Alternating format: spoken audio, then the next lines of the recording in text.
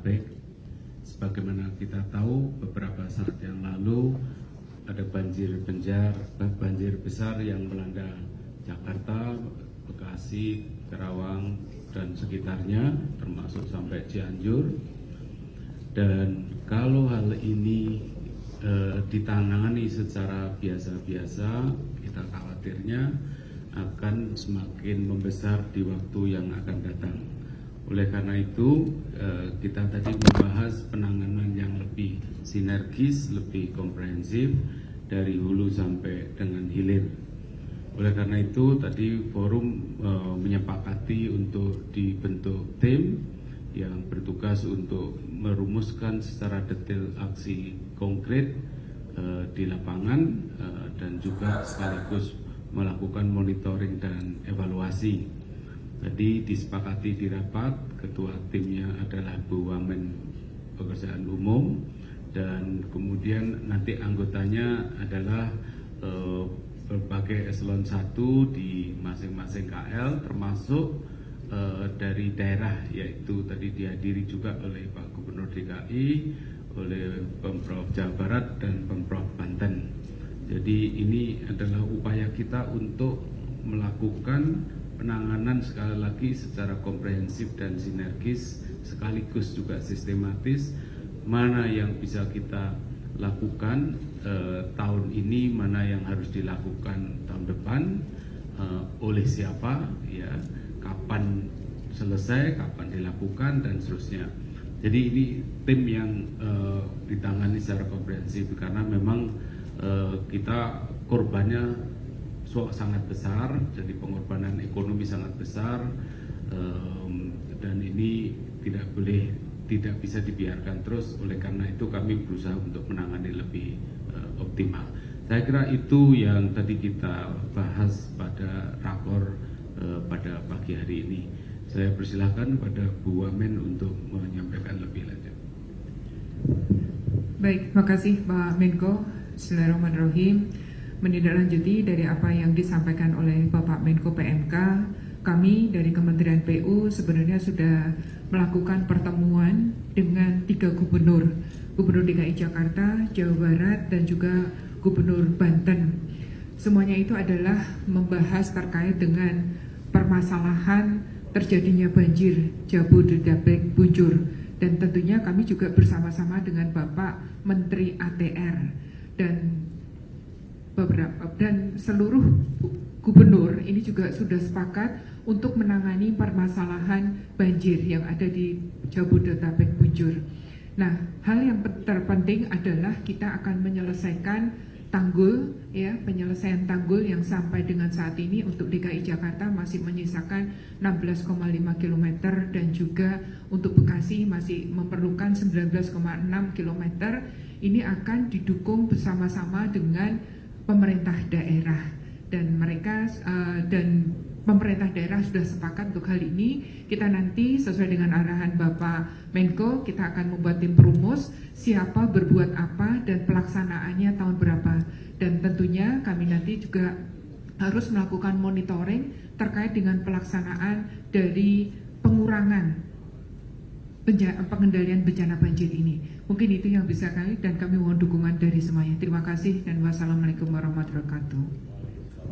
Waalaikumsalam. Jadi di sini juga tadi di hulu juga, ya, di Kemenko Pangan juga hadir tadi, dari Kementerian Lingkungan, dari Kementerian ATR, ya, Pertanahan juga, ini beliau Pak Wamen juga hadir. Jadi semua sinergis untuk mendukung pengurangan resiko bencana ini dari hulu sampai dengan hilir. Saya persilakan Pak Wamen. Pak Kepala BPP. Saya kira itu saja, Bu Kepala BPP. Sampun ya, maaf ini roaming. Terima kasih rekan-rekan media, terima kasih. Selamat siang. Ada ya. Untuk mitigasi jangka pendek Pak, banjir di saat nanti hari raya, apakah ada langkah-langkah dari pemerintah Pak? Tanggapi. Terima kasih. Untuk jangka pendek, kami sudah berkoordinasi terus dengan BMKG, dengan pemerintah daerah, ya. dipastikan tadi untuk DKI Jakarta untuk tanggal 25 sampai tanggal 1 untuk hujan ringan prediksi BMKG. Nanti untuk lebih jelasnya dijelaskan oleh Ibu Kepala BMKG. Hanya ada ancaman banjir rob mulai tanggal 28 sampai tanggal 1. Nah tadi Pak Gubernur DKI juga dengan kami sudah melakukan langkah-langkah mitigasinya.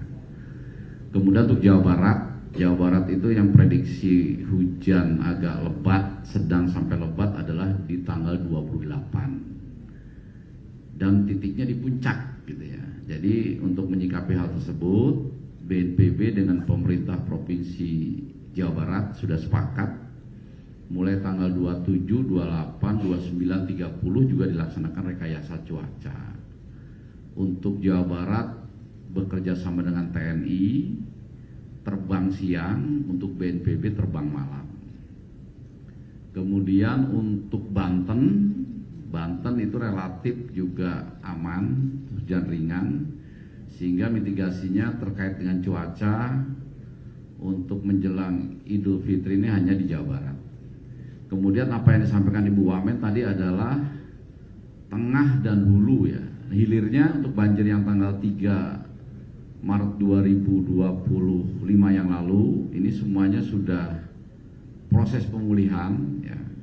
Proses pemulihan ada rincian-rinciannya, jadi jembatan-jembatan yang putus sudah dibangun kembali, rumah-rumah yang rusak diperbaiki, bahkan juga ada beberapa relokasi.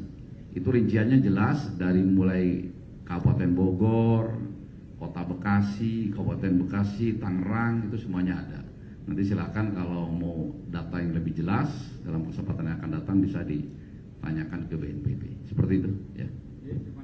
Pak, izin Pak, untuk OMC sendiri kemarin kan sempat dihentikan ya untuk sementara. Apakah nantinya akan dilanjutkan lagi? Kemudian apakah untuk jangka panjangnya, apakah ada rencana untuk menghijaukan lagi puncak seperti yang villa-villa atau tempat hiburan wisata yang di puncak? Apakah nantinya termasuk jangka panjang untuk hijaukan lagi? Jadi yang Putri yang terakhir tadi ya, yang mengenai area-area yang di hulu, salah satu yang akan dirumuskan dan juga langkah-langkah yang akan dikawal adalah juga mengenai perbaikan di hulu. Mulai dari hulu, tengah sampai hilir. Jadi itulah yang nanti yang akan dirumuskan. Mengenai operasi EMC, saya persilakan Pak. Jadi OMC itu tidak dihentikan ya. Jadi kalau memang nanti BMKG memberikan informasi ringan, hujannya kecil, tidak mengakibatkan banjir, ya kita hentikan. Tetapi begitu ada informasi ini bahaya, lebat, ekstrim, segera kita masuk lagi. Makanya tadi kita jelaskan sejak tanggal 20 berhenti, kemudian kita prediksi lagi sampai sekarang 25 sampai tanggal 1 sampai dengan hari raya tadi sudah saya katakan. Jadi yang kita akan rekayasa adalah Jawa Barat ya. Untuk DKI informasi dari BMKG hujannya ringan seperti itu ya, itu akan berlangsung terus ya, seperti itu.